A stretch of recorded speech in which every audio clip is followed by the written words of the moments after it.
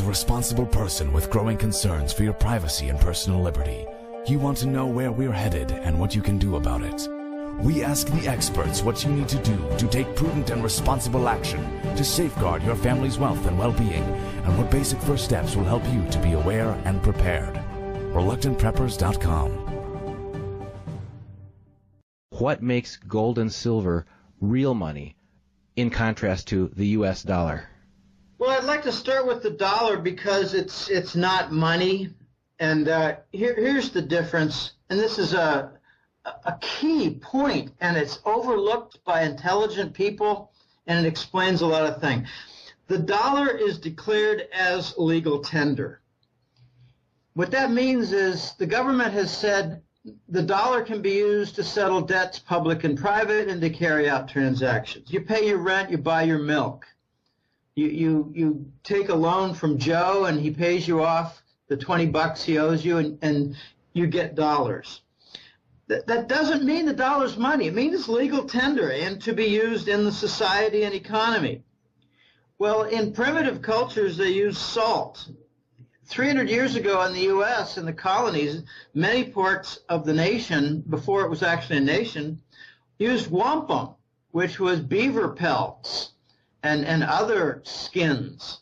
So, you can make any agreement you want on what you use as legal tender. It doesn't make it money. The dollar by its nature is backed by U.S. government debt. And, they don't come out and say, here, we've got the dollar, and it's backed by our Treasury debt, U.S. government debt, and unfortunately our debt is growing. Now, they don't talk that way. That's a default statement and conclusion. Something always underpins a currency. If it's not gold-backed, it's based on faith. Well, then the faith is on what? Faith based on Idi Amin and his declaration in Uganda that this is the currency that we will make good? Okay, it's based on people's word. It's based on actions of a central bank. It's based on action of a government.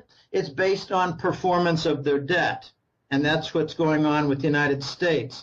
In effect, the dollar is a debt-denominated coupon with 1, 5, 10, 20, and 100 markings for usage in a broken economy. So the conclusion is that the U.S. citizen wealth is now subject to write-downs because of the problems with the money. It's not money. The dollar's not money. Ask people, what's the difference between money and legal tender? And they look at you like you're crazy. But the write-downs are also going to happen with the U.S. government debt. We've in a sense, got a tremendous write-down coming for our whole society. All right, what is real money?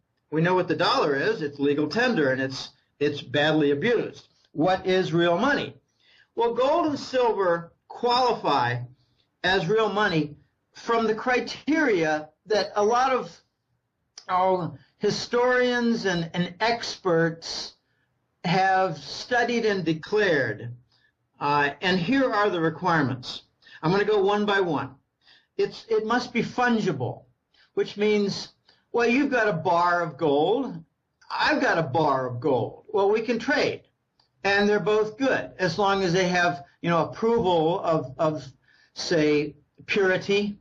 And they've got stamps on them. My stamp might have U.S. government on it. Your stamp might have a Canadian mint on it. Another one might have a Russian mint on it. Another one might have the Krugerrand coin. All right, so there are lots of standards for fungibility, which means that you can trade, and that they're all good. Doesn't matter which you hold, they're all good. It must be transportable, which means I can take mine and go down to Guatemala from New York and set up shop, create a business and whatever, and use my gold coins, which are recognized as I transport to Guatemala. Or a guy in Europe and Switzerland can move to Norway and take his, bars of silver, and they'll be recognized and transportable and redeemable. They must be recognized, which is kind of mixed in with points I've been making. Gold, even in South African nations, in the Middle East, in primitive cultures, gold is recognized. All right, that's very important. It must stand the test of time. And I like to make a couple of examples. One is cute and one is, more in tune with historical events. If I decide that I'm going to bury at sea, not so much sea, but in Lake Michigan, the northern suburbs of Chicago, say, I go, 600 yards out, and I'm right next to this one buoy, and I go down, and it's 250 feet deep, and I bury it in a chest. All right, I can bring that back up in 4 years, and it's still gold coins. It's still good. It's still valid. And the other one is you could find a shipwreck 100 years from now after you bury, somewhere in the Caribbean off your favorite island. Well, maybe you get killed or you die. And someone discovers your chest of gold that's buried next to the Bermuda Islands using your map that they discovered in their basement, whatever. Okay, there are lots and lots of stories of discoveries, and there are a lot more to be discovered because there was so much war back then. If you bring it back up 100 years later, it's still good. It stands the test of time. It must also be inert, which means copper cannot be money because it oxidizes and turns green. Anyone who's got some drip on an old bathtub in an old house, you might see a little green stain next to the drip. Well, that's from copper oxidizing on your plumbing, your pipes feeding the bathroom. And the last thing, it must not be counterfeitable, which, the dollar is one of the most counterfeited currencies in the history of mankind. It's being counterfeited by the CIA. They stole some Department of Treasury plates back in 2005. There are widespread stories that Iran is the world's best counterfeiters outside the United States.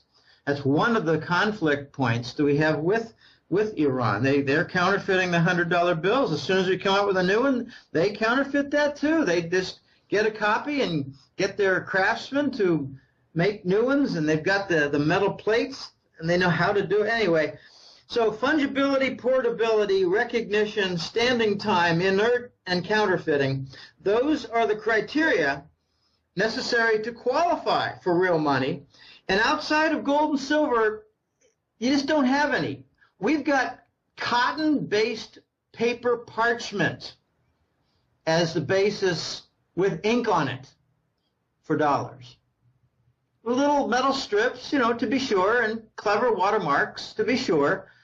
I mean, we got a quote from John Snow, who was a Department of Treasury secretary for the Bush II administration. He actually has a quote. He said, the most important thing for a strong currency is make it difficult to counterfeit. No, it's not. It's gold backing. I mean, some people wonder, why was John Snow ever selected by the Bush administration to be a Treasury Secretary when he had no finance experience? I mean, people need to really start asking critical questions out there. What did John Snow bring to the table? He was the CSX Railroad CEO, the executive, a railway executive with distribution centers and port facility access. Can you say narcotics distribution? That's what he brought to the Treasury Department. Narcotics distribution routes.